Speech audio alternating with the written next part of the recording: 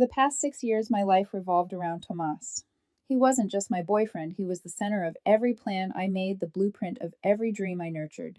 If you asked anyone who knew us, they'd say we balanced each other. He was wild, creative, untethered. I was steady, pragmatic, always thinking 10 steps ahead. I like that narrative we complete each other. It sounded romantic, almost cinematic. But now looking back, I realize how dangerous that idea was. Balance is only beautiful when both sides hold weight. I worked harder than I ever admitted. My 9 to 5 as a project manager paid the bills, and on weekends, I freelanced as a designer. Every late night in front of a glowing monitor wasn't just for me. It was for us, for vacations, for nice dinners, for his car payment when he came up short. Tomas's art was his world, and I wanted to believe in it the way he did. He used to laugh about the corporate grind. "Joanne, your soul's too serious," he'd tease, brushing his paint-stained fingers across my cheek. "Life isn't about paychecks, it's about passion." And I would smile because I thought we were building the same future just from different materials. He painted with color. I built with numbers. Together we were supposed to create a life neither of us could have alone. On the wall in my home office, I kept a pinned blueprint for our dream house, a craftsman with a sunroom, where Tomas could paint, and a garden I'd fill with herbs and vegetables. The plan was to save enough for a down payment by the end of the year. Every overtime shift, every client project I picked up on weekends, it all flowed into that one goal: our future, our forever. But small fractures had begun to form long before I admitted it to myself. It started with the phone, a text that made him smile just a little too long, the way he'd flip the screen face down if I walked into the room. Then there were the walks. At first they were an hour, then 2, then whole evenings of needing space to clear my head. I told myself not to worry. Everyone needs time alone. Everyone needs friends. But the Tomas I had fallen for used to come home buzzing with stories, spilling his thoughts into my lap like marbles rolling across the floor. Now he guarded them like state secrets. The silence between us was louder than any fight we'd ever had. It all came to a head one Thursday evening. I was hunched over my desk, finalizing a client's design mock-up, when I heard his closet door slide open. He emerged in a pressed shirt I hadn't seen him wear in months, dark jeans, hair styled with more care than usual. For a moment, I thought he might be taking me out. But when I asked, he said, "I'm meeting Maya. You know she's in my new collective." Maya. That name had been surfacing more and more lately, floating into our conversations like smoke. He spoke about her like she was some kind of muse, an oracle with answers the rest of us were too practical to hear. A visionary, he called her once. I set my pen down and turned in my chair, studying him. "Tomas, you've been different lately." He fiddled with his phone thumb, scrolling without purpose. "Different how? You're distant. You're gone for hours. And when you're here, it feels like you're not." He let out a sharp breath, a frustrated sigh that cut through the room. "Joanne, don't do this. Not tonight." Then when I asked quietly, my voice trembled, but I forced the words out. "Because I can't keep pretending we're fine. I need to know. Is there something going on with you and this Maya?" That was the moment. The pivot. He finally looked up from his phone, and the eyes I met weren't the same ones I'd fallen in love with. There was no warmth, no tenderness, just a flicker of annoyance, like I was a problem he needed to solve quickly. And then he said it. "I don't have to justify my decisions to you, Joanne." The words landed like a blade through my chest. I didn't argue. I didn't scream. My throat was dry, my heart pounding, but no sound came out. He slipped his shoes on, grabbed his jacket, and left the apartment with a slam of the door. The silence afterward was suffocating, yet it was also clarifying. It wasn't the silence of waiting for someone to come back. It was the silence of someone realizing the person they thought they knew was already gone. That night I didn't sleep. I just lay on my back, staring at the faint glow of the city lights filtering through the blinds. I saw the sunroom in my mind, the one I'd planned for him to paint in, the garden I'd dreamed of planting, the shared mornings that would never come. All of it, I realized, was a lie. By dawn, the truth had settled in like frost across glass. My world hadn't shattered. It had dissolved piece by piece until I was left with nothing but the echo of my own plans. And for the first time, I began to wonder if maybe, just maybe, that silence could become something else. Not an absence, but a beginning. The morning after that fight, the air in our apartment felt different, thicker, somehow heavy with something unspoken. I stood in the kitchen, fingers wrapped around a mug of coffee I didn't want. The steam curled upward, ghostly, fading into nothing. just like the blueprint of our life together. Tomas shuffled in hair still damp from his shower, wearing the same shirt he'd left in the night before. He didn't look at me. For a long moment, I just studied him. The man who used to kiss my forehead every morning now couldn't even meet my eyes. "So I guess this is it," I finally said. My voice sounded alien, detached, like I was narrating someone else's story. He set his mug down with a clink. "Yeah," he muttered, not even bothering to soften it. "I guess so." The words hit harder than I expected. Maybe because they were so casual, as if 6 years could be folded up and tossed away like last week's grocery list. I tried to hold on to some thread of dignity. "We've been saving Tomas, planning. The house, the garden." He cut me off with a shrug. "That's your dream, Joanne, not mine. I can't be tied down like that. My soul needs to breathe." There it was again, his rehearsed language of escape. My soul needs to breathe. As if our relationship were a prison, and I'd been the warden. I swallowed the lump in my throat. "It sounds like your soul needed to breathe with Maya."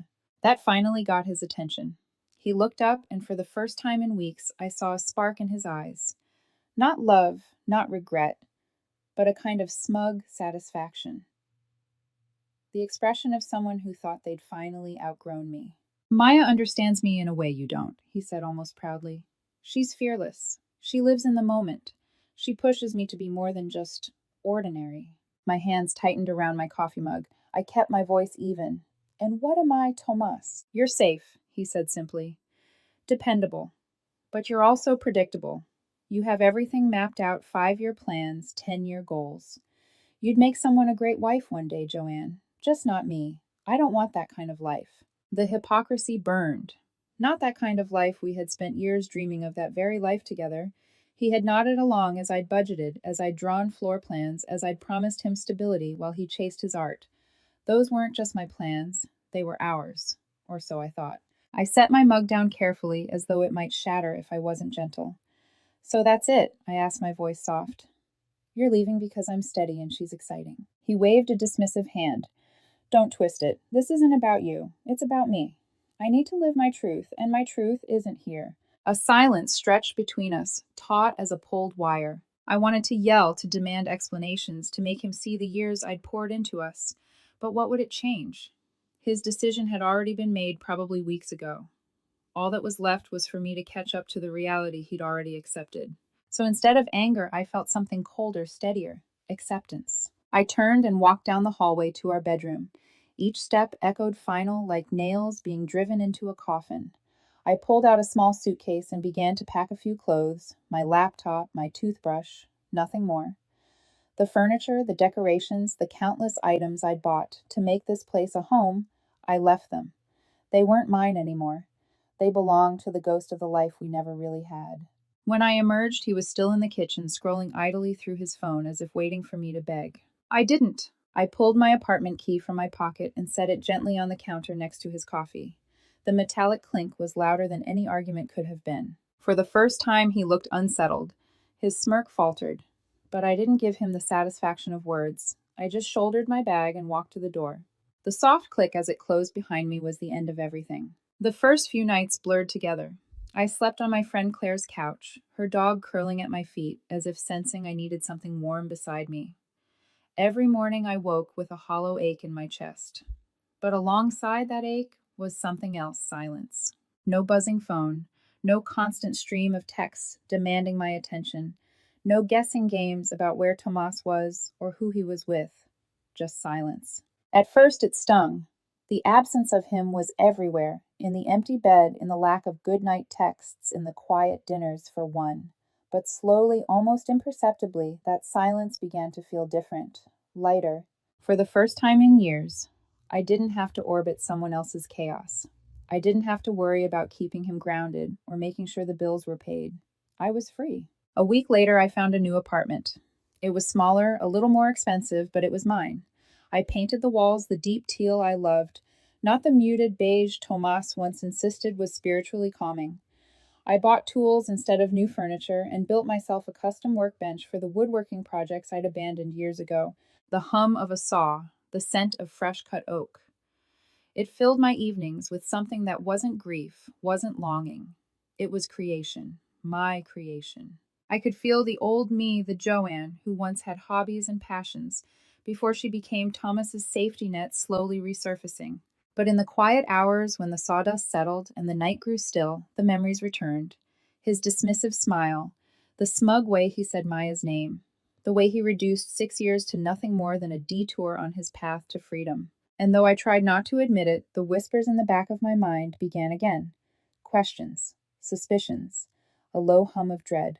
What if his so-called freedom wasn't what it seemed? What if the life he chased wasn't the liberation he imagined, but a trap? I shook off the thought, pushing it down. It wasn't my problem anymore. At least that's what I told myself. The following morning, sunlight streamed through the blinds of Claire's living room, painting narrow stripes across the couch where I had tossed and turned all night. Her dog Murphy stirred at my feet and pressed his warm head against my ankle, as if sensing the heaviness in me.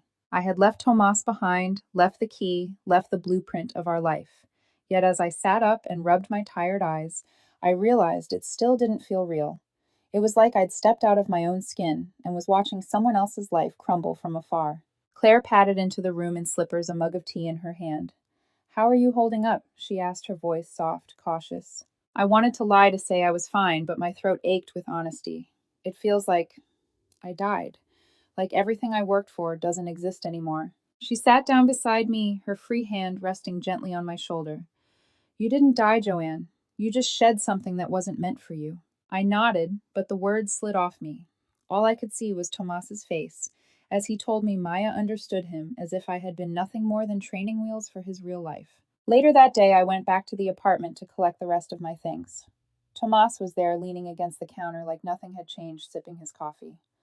He didn't look up as I walked in.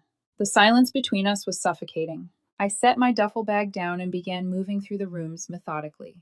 My clothes, my books, the framed photograph of my parents that had hung on the dresser. Every item I touched felt like an indictment. "This was yours, Joanne.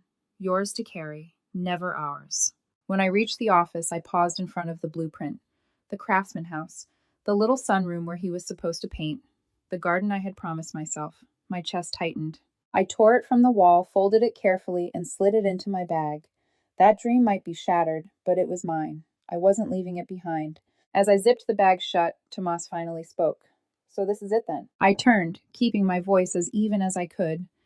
"You made your choice." He set his mug down with a sharp clink. "You always were dramatic. I told you I need freedom. I can't be tied down to mortgages and timelines. Maya, she gets it. She's not afraid to take risks." I studied him for a long moment. His face, once familiar, was now a stranger's mask, cold, self-satisfied, convinced he had won something. "Then I hope those risks are worth what you threw away," I said quietly. His smile widened, almost triumphant, as if my calmness were proof of his superiority. He wanted me to break, to scream, to cry. That would make me predictable, the Joanne he thought he knew. But I didn't give him that. I slung my bag over my shoulder, walked past him without another word, and closed the door behind me. That night, back on Claire's couch, I lay awake listening to the hum of the city beyond her window. It wasn't silence anymore, it was emptiness. I thought of the nights Tomas used to curl around me, his breath warm against my neck, murmuring promises of forever. I thought of the mornings we planned out grocery lists and talked about which plants we'd grow in the garden. I thought of all the laughter that once filled our kitchen, now reduced to echoes. Tears welled hot and relentless, soaking into the pillow beneath me. I didn't sob. The sound was quieter, more dangerous, like a leak in a dam. Murphy padded closer, pressing himself against my chest until his weight anchored me. I buried my face in his fur and let the grief flow. The following days blurred together. I went through the motions at work, answering emails, attending meetings, nodding at all the right times. But beneath the surface, I was hollow. Every time my phone buzzed, I half expected it to be Tomas, some apology, some attempt at reconciliation. But it never was. And maybe that was worse. To be discarded so thoroughly, so completely, as if 6 years had meant nothing. I scrolled through old photos one night, torturing myself with images of us, on vacations, at birthdays, during quiet nights on the couch. His arm around me, his grin wide, his eyes alight with affection that now felt counterfeit. I wanted to throw the phone across the room. Instead, I powered it off and shoved it in a drawer. A week later, I signed the lease on my new apartment. It wasn't much, two small rooms, outdated fixtures, and rent that made me wince, but when I stepped inside for the first time, I felt something I hadn't felt in months. Possibility. The walls were bare, begging for color. The windows opened onto a courtyard that smelled faintly of jasmine. The floors creaked, but the sound wasn't annoying. It was grounding, like the heartbeat of a space that belonged only to me. I sat cross-legged in the center of the empty living room, the keys warm in my palm, and whispered to myself, "This is mine." For the first time since leaving Tomas, I felt a flicker of hope. Of course, hope didn't erase pain. That night, lying alone on a mattress, I dragged into the corner. The grief returned. My body ached for the shape of another beside me. My mind replayed Tomas's words in a cruel loop. "She understands me. You're predictable." I pressed a hand against my chest as if I could hold my heart in place. The silence was no longer suffocating, but it was still vast, still heavy. And yet beneath the sorrow, something stirred, a quiet defiance. I had been Tomas's anchor for years, his stability, his foundation. He had chosen to walk away. Fine, let him. Now I would learn to be my own anchor. In the weeks that followed, I filled the apartment with pieces of myself. I painted the bedroom a shade of teal Tomas had once called too cold. I built a workbench in the living room, the sound of my saw replacing the sound of his laughter. I cooked dinners for one and discovered the strange joy of eating exactly what I wanted when I wanted it. It wasn't easy. Grief clung like a shadow, but every day it thinned a little more. And slowly, almost imperceptibly, the whispers of doubt began to shift. No longer, why wasn't I enough, but what could I become now that I'm free? Still in the quiet moments, the memory of Tomas's smug smile haunted me. His words, his certainty, that Maya was the one who understood him, echoed in my mind like a taunt. It was almost a relief when the whispers from outside reached me, a mutual friend hinting that Tomas's grand new life might not be the liberation he'd promised himself. At the time, I brushed it off. I told myself I didn't care, that it wasn't my problem anymore. But deep down, a seed had been planted, a seed that would soon grow into something I hadn't expected: vindication. The weeks after moving into my new apartment were a strange blend of grief and rebirth. At first, the place felt like a cavern. The walls echoed when I spoke. The refrigerator hummed too loudly. At night, I lay awake listening to every creak, every gust of wind pressing against the old windows. Silence wasn't the balm I thought it would be. It was a weight pressing against my chest. But slowly I began to bend that silence into something else. One Saturday morning, I unrolled a tarp across the living room floor and set up the tools I hadn't touched in years. The first slice of the saw through oak filled the room with a sound I had almost forgotten: the growl of creation, the hum of possibility. Sawdust floated in the air, catching the sunlight like flecks of gold. For hours I lost myself in the rhythm of it: the scrape of sandpaper, the sharp scent of wood, the soft thud of hammer against nail. It was messy, exhausting, imperfect, and it was mine. When I stepped back from the workbench, I had built a sturdy, simple structure with clean lines. I felt something bloom in my chest: pride. Not the brittle pride I used to feel when Tomas praised me for keeping us together, but something solid, rooted. I hadn't just built a workbench. I had built proof that I could create a life without him. I threw myself into freelance work too. With no one draining my bank account, every dollar I earned went directly into my savings. Clients came by word of mouth. Soon I was juggling so many projects that my evenings blurred into a parade of sketches, drafts, and video calls. And at my day job, my boss noticed the difference. Without the constant tug of Tomas's needs, I had more focus, more energy, more drive. Within a few months, I was promoted, an achievement I hadn't even realized I was capable of because I'd been too busy holding someone else up. The irony stung. For years, I'd been told I was too predictable, too safe. Yet here I was, thriving without him, while his so-called spontaneity had led him where exactly? Despite everything, Tomas still haunted me. When I walked past a cafe we used to visit, I'd hear his laugh in my head.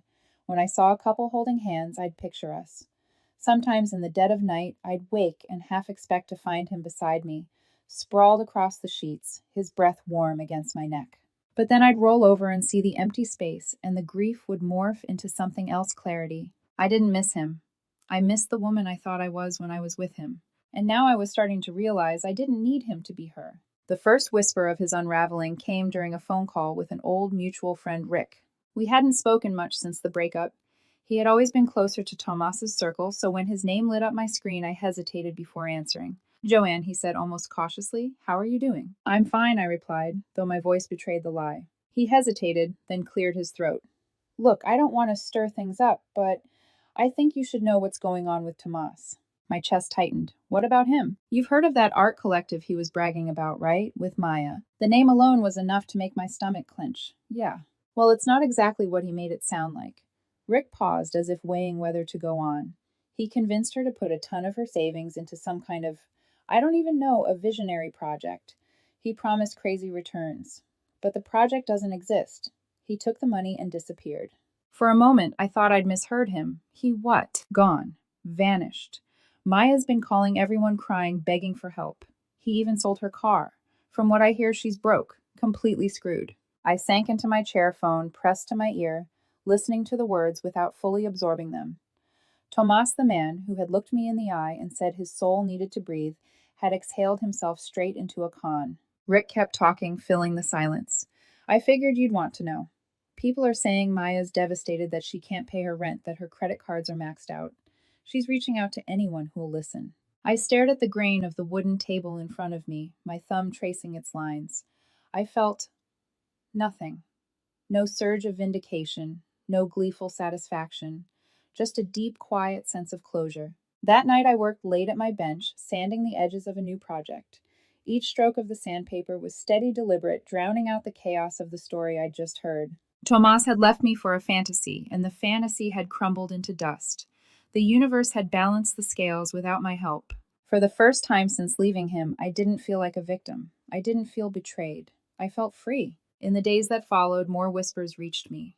Friends of friends saying Maya had been humiliated, that she'd been trying to sell her paintings online but no one was buying, that she had even called her parents asking for money. I ignored it all. It wasn't my problem, it wasn't my responsibility, and most importantly, it wasn't my life anymore. One evening, as I stood on my balcony, watching the city lights flicker on, I realized something startling.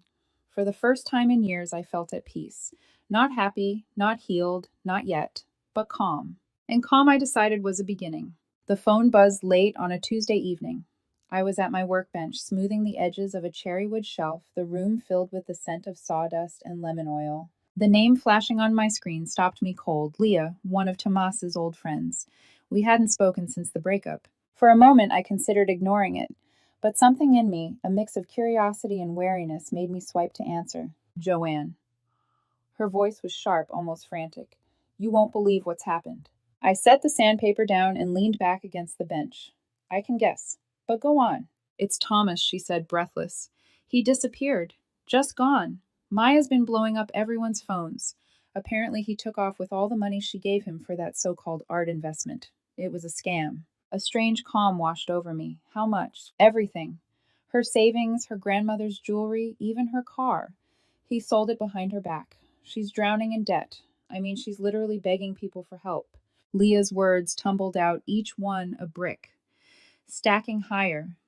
But instead of crushing me, they built a wall of distance between them, between him and me. Joanne, she's a mess, Leah continued. I almost feel bad for her, but Tomas, he's vanished. Deleted his socials, changed his number. No one knows where he is. I closed my eyes, inhaling the dusty, grounding air of my apartment. My hand drifted back to the wood I'd been sanding, fingers brushing over the smooth surface. A rhythm formed in my chest, steady and strong, as if my heart had aligned with the grain. I see, I said simply. Leah paused, maybe expecting anger or satisfaction. That's all you have to say. What else is there to say? My voice was quiet but certain. He made his choice. Now he's living with it. And so is she. After the call, I stood at the window, staring at the city glowing beneath me. Once the thought of Tomas betraying me had been unbearable. Now the reality of him betraying someone else didn't even sting. If anything, it clarified the truth I'd been too blind to see. It was never about me not being enough. It was about him being less. Less honest, less committed, less of a man than I had built him up to be. The whispers grew louder in the following days. Mutual acquaintances mentioned Maya was pawning off her paintings online, slashing prices just to make rent. Others said she'd been seen in the neighborhood, hair-tangled eyes wild, asking around for loans. One night, Rick called again. She even reached out to my parents, he said incredulously. crying about how Tomas ruined her life. Can you believe that? I chuckled under my breath, surprising both of us. Yes, I can believe it. There was a pause. You don't feel sorry for her. I thought about it, truly thought about it. Once maybe I would have. Once I might have rushed in desperate to rescue, to comfort, to forgive. But not anymore. No, I said finally, not even a little. What struck me wasn't joy at her downfall. It wasn't vindication or revenge. It was peace. The betrayal had once been an open wound, but this news, the truth of Tomas's con, was the final stitch. The skin had closed. The scar remained, but the pain was gone. I didn't need to punish him. The world had done it for me. Weeks slipped by. I kept working. My savings grew. My apartment filled with the warmth of new projects, new furniture built by my own hands, new routines that belonged only to me. But then the silence broke. The first message came late one Friday night, a number I didn't recognize. Hey, it's Maya. I know you probably hate me, but I need your help. I stared at the words, thumb hovering over the screen. My heart didn't race. My stomach didn't twist. I simply deleted the message. The next day another came. Please, Joanne. I made a mistake. I see that now. Can we talk just once? Delete. By the third day, her tone shifted. He ruined me. I have nothing. I don't know where else to go. Please. You're the only one who understands. I set the phone down, exhaling slowly. She was wrong. I didn't understand not anymore. I had left that world and I wasn't going back. But the pleas didn't stop. Calls from unknown numbers. Voicemails of sobbing, of frantic explanations. Apologies tangled with excuses. I was lost. He tricked me. I thought he loved me.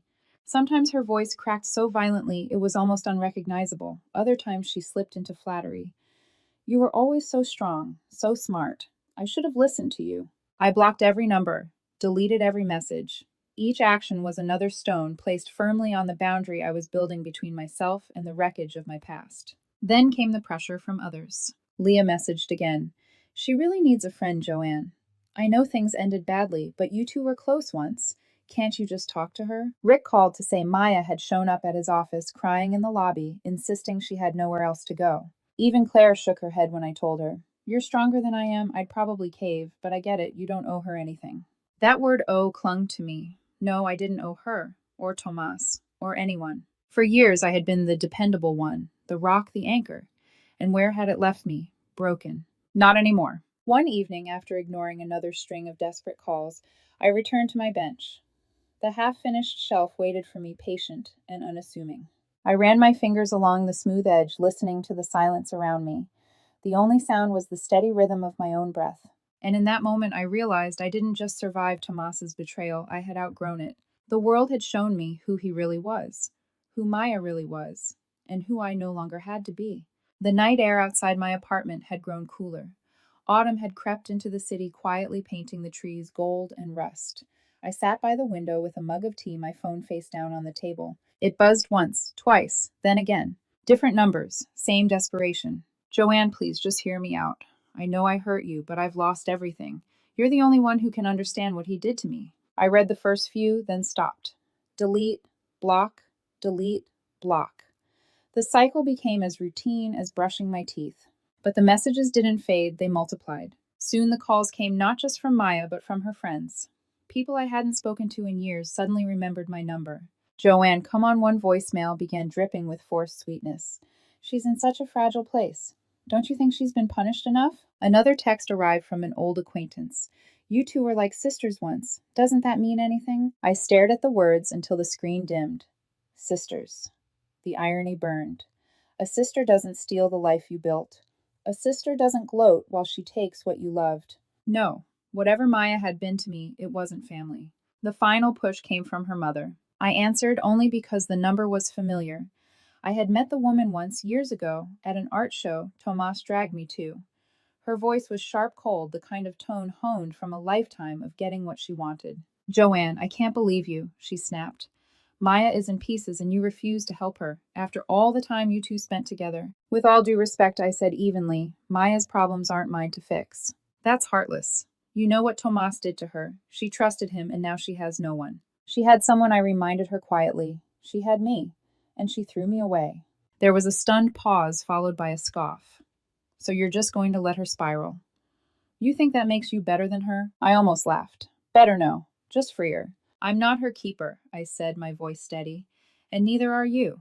If she wants to rebuild her life, she'll have to do it herself. Before she could respond, I ended the call and blocked the number. My hand trembled slightly, but not from fear, from relief. One more chain severed. Still, Maya's persistence escalated. Her text shifted from pleading to bitter. You think you're so much better than me, don't you? You're nothing without him. At least I lived. Coward. Predictable little coward. You'll die alone. Each message was like watching her peel away another layer of her mask. The confident, arrogant woman who once paraded Thomas in front of me was gone. What remained was raw, unraveling, desperate. And strangely, that made it easier to ignore her. By then, my own life had begun to quietly expand. I wasn't dating seriously, but I'd started saying yes to invitations again. Coffee with coworkers, gallery openings, a trivia night at a bar down the street. I laughed more, even flirted once or twice. But more importantly, I was learning to enjoy my own company. Saturday mornings spent running through the park, evenings at my bench, hands stained with wood dust, dinners cooked to my own taste, eaten in the quiet satisfaction of knowing no one else had a claim to my effort. Every small act of independence was a brick in the fortress I was building around my peace. Until one morning, 6 months after I left Thomas, the ghost of my past materialized in flesh. I had just finished a run sweat cooling on my skin as I rounded the corner to my building. My breath came steady, my muscles humming with exertion. For once, my mind was blissfully empty. Then I saw her. Maya stood across the street, arms wrapped around herself, hair a tangled mess. The crisp blazer she used to flaunt at exhibitions had been replaced with a thin, wrinkled sweater. Her eyes, once alight with smugness, were hollow, ringed with shadows. For a second, I froze. It was like watching a ghost step out of memory and into daylight. She spotted me immediately. Her lips parted and her voice cracked across the quiet street. Joanne. I adjusted my headphones, pretending I hadn't heard. But she darted forward, crossing traffic without looking desperation in every step. Joanne, please wait. I stopped my heartbeat not from the run, but from the sudden collision of past and present. She stood inches away, trembling tears streaking down her cheeks. I'm so sorry, she sobbed, voice breaking. I was stupid. I was arrogant. I thought Tomas was everything, and now he ruined me. He took everything, my savings, my cards, my car. I have nowhere to go. Her hand reached out, fingers trembling as if trying to grasp the version of me she once mocked. I shifted slightly, creating an invisible barrier between us. My voice was calm, quiet, but firm. What do you want from me, Maya? Just a place to stay. A couch. Just until I get back on my feet. You were my home once. Home. The word tasted bitter in my mouth. I stared at her, the woman who had once smiled with triumph, as she took Tomas from me, now reduced to this hollow figure begging for shelter. And in that moment, I realized the truth. She wasn't a ghost. She was just a person. Broken, fallible, and no longer my responsibility. I took a deep breath. Do you remember when you said I was too safe, too predictable? When you told me I didn't understand freedom the way you did? Her eyes widened. She flinched as if the words themselves were knives. This, I gestured toward her, this is your freedom, and it has nothing to do with me. Her tears fell harder. Please don't do this. I don't have anyone else. But I only shook my head. I'm not your safety net. Not now. Not ever again. Her sob echoed behind me as I walked past keys clutched in my fist. For the first time in months, I felt the weight of the past lifting thread by thread, as if I had finally cut the last tie binding me to her shadow. Maya's sobs trailed behind me as I climbed the steps to my apartment building. My hand trembled only slightly as I slid the key into the lock, but it wasn't fear. It was the last shiver of an old life breaking apart. Joanne. Her voice cracked across the courtyard. Don't walk away from me. Not after everything we've been through. I turned slowly, meeting her eyes one last time. She was shaking mascara streaking down her face, her thin sweater clinging to her frame like a desperate shield. Everything about her screamed lost. But instead of pity, I felt clarity. She staggered closer, clutching her arms. I know I was cruel. I know I hurt you, but I was stupid blind. Tomas tricked me. He took everything. Please, Joanne, I need a place to breathe. Just for a while. I let her words hang in the air, heavy and trembling. Then I asked quietly, do you remember what you told me the night you left with him? Her breath hitched. She looked away. You said you didn't have to justify your decisions to me. My voice was calm, steady. And you were right. You didn't. You made your choice. And this, I gestured to her crumpled figure. This is the consequence of it. Her eyes filled with fresh tears. That wasn't the real me. I cut her off. It was exactly who you are. The woman who threw away 6 years of my life for a man who whispered pretty lies. The woman who thought she was superior, enlightened, free. And now you want me to be the foundation you can crawl back to. Her desperation shifted like a storm changing direction. Her face twisted, her voice sharp. So that's it. You'll just let me be homeless. You always thought you were better than me. But you're not. You're just empty, predictable, alone. The words should have pierced me. Once they would have. But now they slid off me like rain on glass. I even smiled a small, real smile that didn't reach my eyes. You're right about one thing I said. I am alone. But it's the kind of alone I chose, not the kind that was forced on me. There's a difference. For a heartbeat, silence filled the courtyard. The hum of a passing car, the rustle of dry leaves across the pavement. Maya's face crumpled again, her anger collapsing into hopelessness.